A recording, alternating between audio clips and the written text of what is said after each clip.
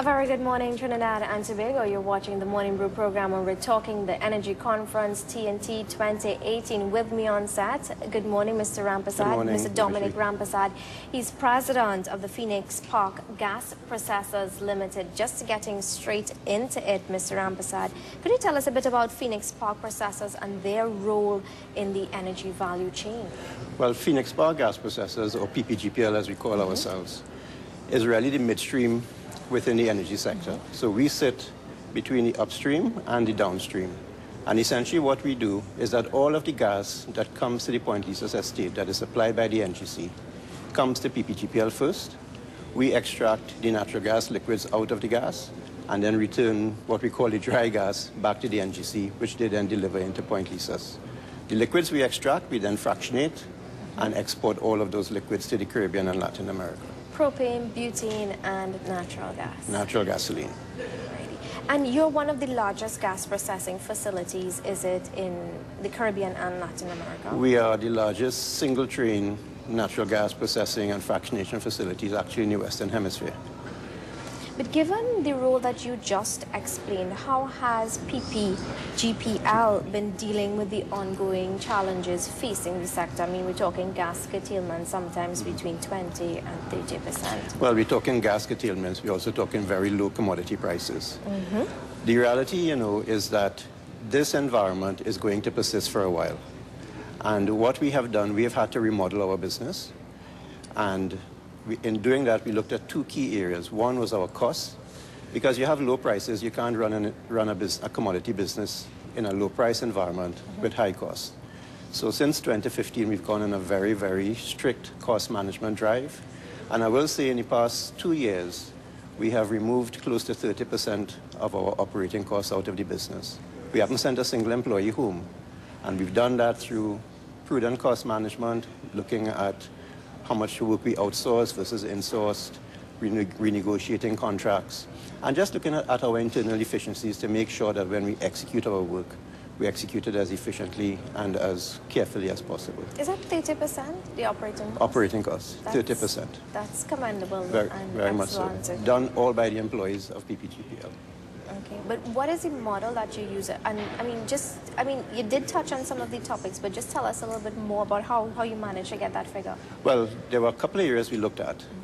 One was the use of consultancies in our business. Very often, you get work, you have your work plans, and you look to consultants to help you with those work plans. But over the years, we have built up a very, very strong and competent employee workforce at PPGPL. And in 2015, we challenged ourselves to get that work done internally, utilize our inbuilt competencies. And over the last 2 years, particularly in areas like engineering, process plant operations, and in legal, we have trimmed back all of those costs. And a lot of that work now is being done internally.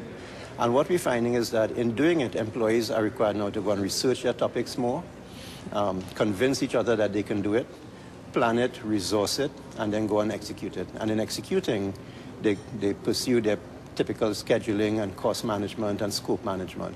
So with all of that, they've built in the efficiencies into the process. And so it has now become a routine now in the organization. And you've got the added benefits of teamwork and team building in that. It's teamwork and team building within PPGPL, but we've also leveraged the synergies across the NGC group. PPGPL is part of the NGC group of companies. So legal is a good example. When we had our EPO last year, it was the legal resources at PPGPL, National Energy, and NGC that supported the process. And so you build on the competencies across the group, and we leverage on that, we share on it, we collaborate when we need to collaborate. And in doing that, you're able to manage your costs, but more importantly, build your competencies of your people internally. In citing that example and coming back to the theme of the conference, you talked about collaboration. Correct. And it's really a perfect example of that collaboration. Correct. And it's collaboration to an end result. And the end result is to build a strong group of companies. The end result is to recognize that what we have, the environment we have today, is going to persist. And you have to remodel your business in order to be able to survive, and not just survive, to grow at the same time. There's some people listening on who might want to accept that. I mean, you're talking about low commodity prices. You did say the reality is that it will be there for a while. And I mean, you're saying that it will persist. But from your point of view, for how long will this situation persist? We expect it to persist into the medium to long term. And the simple reason being is that the supply of commodity products is far more elastic than the demand for commodity products. Meaning that if you just look at what is happening in the U.S. shale industry, their ability to supply large volumes of product at a very short, within a very short time frame is phenomenal. And over the last 3 years, as commodity prices have fallen, they have adjusted their business model to reduce their cost structures as well in order to compete. So just by virtue of that high elasticity of supply, and the fact that supply can come onto the market, a large volume of supply can come onto the market at a very short, within the very short term, would indicate that just basic economics, that price is the mechanism that will bring that model into equilibrium. So, you know, our view is that with that large volume of supply right on our doorsteps, and then you have Venezuela that can come on at, you know, once they can get their house in order, you have Guyana coming on, you have Argentina coming on, you have Colombia coming on.